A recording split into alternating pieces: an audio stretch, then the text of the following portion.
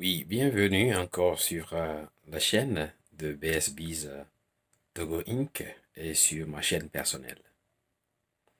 Euh, Hier lundi, euh, 6 juillet 2020, les autorités en charge des immigrations des étudiants internationaux ont sorti des mesures euh, un peu difficiles, c'est vrai, et des parents qui sont encore en Afrique ou bien certains étudiants peuvent ne pas avoir lu ou sont dans la confusion. Les mesures concernent les cours en ligne. Il faut noter que chaque étudiant international qui vit aux États-Unis est obligé de prendre un certain volume de cours par semestre.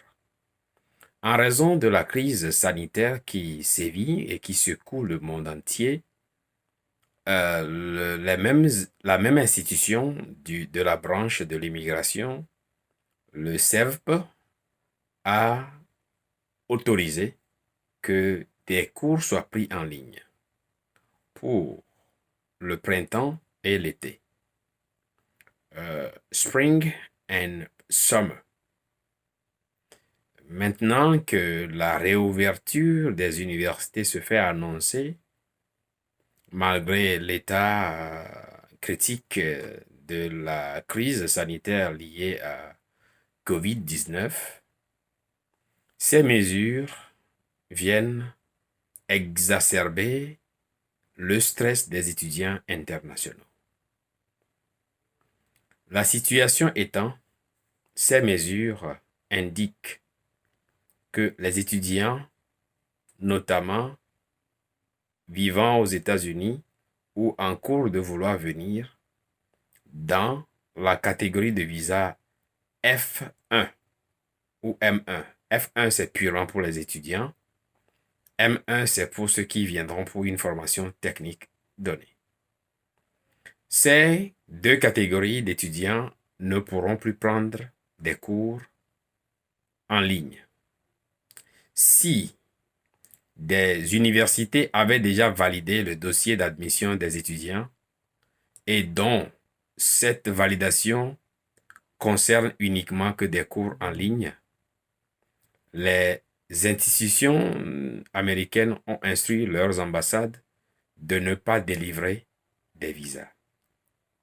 Si des visas avaient été déjà donnés pour des étudiants qui viendront ici pour des cours en ligne, les autorités ou bien les responsables des douanes et frontières américaines ne vont pas autoriser les étudiants qui sont dans ce cas. Pour ce qui concerne les étudiants F1 qui vont prendre des cours en ligne, ils peuvent prendre des crédits allant de 1 à 3 hour credit. Pour les universités offrant des programmes mixtes en ligne et en personne,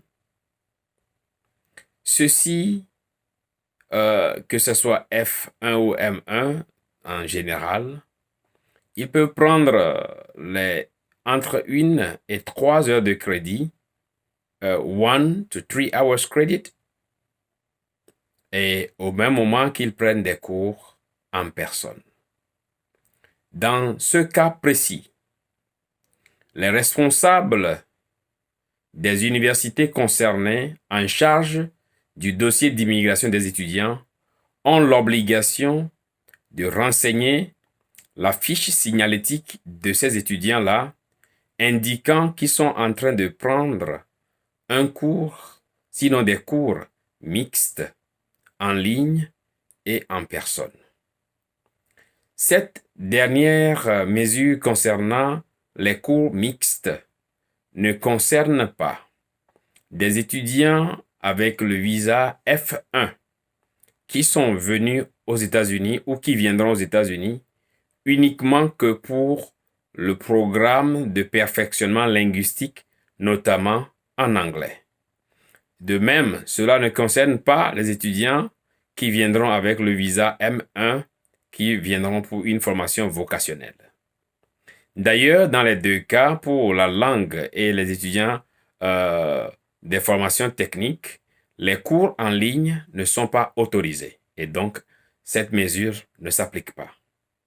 Maintenant, pour ceux qui sont ici déjà avec les visas F1 ou M1, dépendamment, surtout pour ceux qui sont ici avec le visa F1, en masters ou bien dans le programme de doctorat, et s'ils sont avancés, alors nous pouvons dire ceci.